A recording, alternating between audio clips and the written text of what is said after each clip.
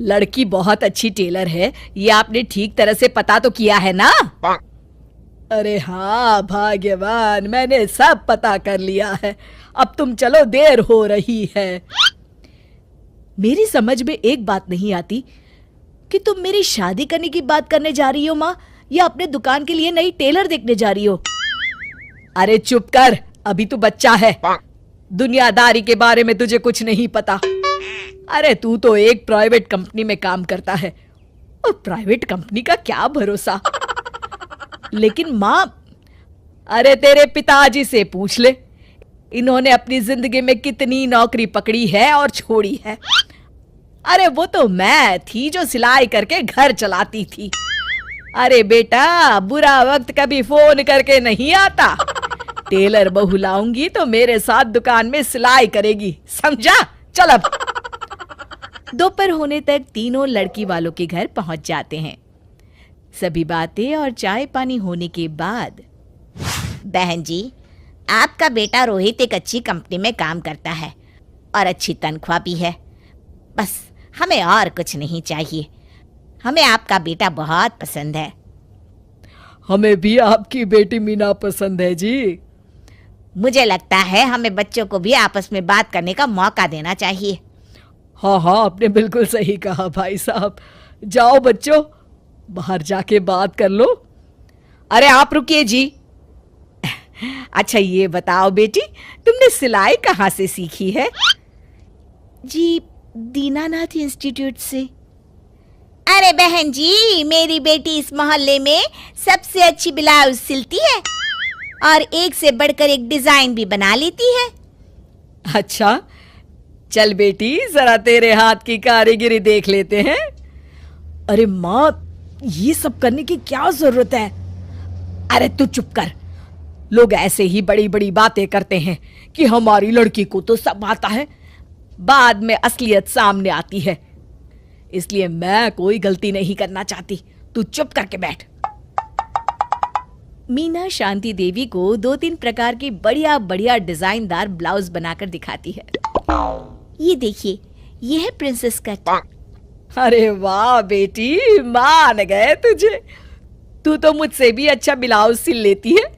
चलिए बहन जी, हमें तो आपकी बेटी पसंद है। अब इसी बात पर मुंह मीठा कराइए। जी बिल्कुल। इस तरह रोहित और मीना की शादी हो जाती है। शादी के अगले दिन से मीना अपनी सास के साथ सारा दिन दुकान पर सिलाई करती रहती और अपने पति रोहित को जरा सा भी समय नहीं दे पाती थी। फिर एक दिन रोहित फोन करके मीना से कहता है, मीना, आज शाम को हम दोनों किसी अच्छे रेस्टोरेंट में खाना खाने चलेंगे। तुम तैयार रहना, मैं ठीक वक्त पर पहुंच जाऊंगा। ठीक है जी। शाम को रोहित जब घर आता है तो मीना सिलाई मशीन पर बैठी ब्लाउज सिल रही होती है। अरे ये क्या, मैंने तुमसे कहा तो था कि शाम को हमें रेस्टोरेंट में खाना खाने के लिए जाना है, और तुम हो कि सिलाई कर रही हो। हद हो गई। मुझे माफ कर दीजिए जी, क्या करूं, ये ब्लाउज मुझे कल अर्जेंट सील कर देनी है। सारा दिन तो तुम माँ के साथ दुकान पर सिलाई करती हो, अरे कम से कम शाम का वक्त तो मेरे लिए रखा करो। तभी वहां शांति देवी आ जाती है। अरे क्यों बहू को परेशान कर रहा है? कल ये तीनों ब्लाउज सुबह सिल कर देनी है। चल जा, अपना काम कर। रोहित चुपचाप वहां से चला जाता है। इस तरह अपनी सास के डर के मारे मीना चाहकर भी अपने पति के लिए वक्त नहीं बिता पाती थी। फिर एक दिन रोहित दोपहर को ऑफिस से घर आता है। उसके साथ उसकी कार में एक लड़की बैठी होती है।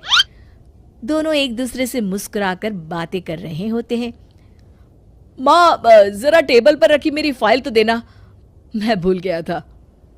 ये कौन लड़की है तेरे साथ? अरे माँ, ये तो मेरे साथ ऑफिस में काम करती है। इतना कहकर रोहित वहां से चला जाता है।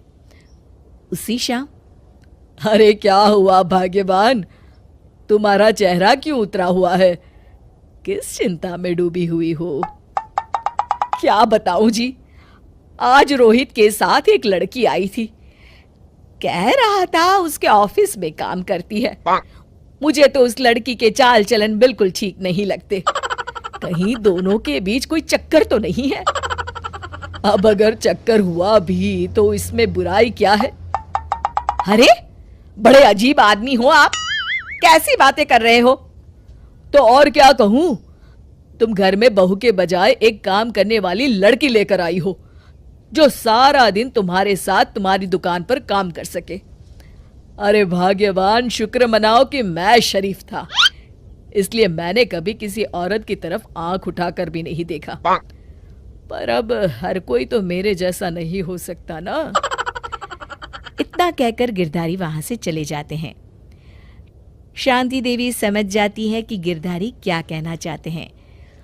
उसे अपनी गलती का एहसास हो जाता है और वो सोचती है जितनी जल्दी हो सकेगी वो अपनी गलती सुधार लेगी। और इसीलिए 2 दिन के बाद, रोहित बेटा, मैं चाहती हूं कि कुछ दिनों के लिए तू अपनी ऑफिस से छुट्टी ले ले। क्यों, क्या हुआ माँ? अरे कुछ नहीं बेटा, मैंने तेरे और बहू के लिए शिमला की 2 टिकट बुक की है। मैं चाहती हूं कि तुम दोनों कुछ दिनों के लिए बाहर घुमाओ। क्यों बहू, ठीक है ना? सासू माँ की बात सुनकर मीना का चेहरा भी खिल उठता है। वो शर्मा कर कहती है, जी माँ जी, जैसा आप ठीक समझे।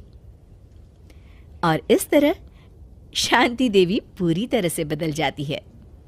शिक्षा, बहू को बहू नहीं बल्कि बेटी समझना चाहिए और ना कि काम करने वाली नौकरानी।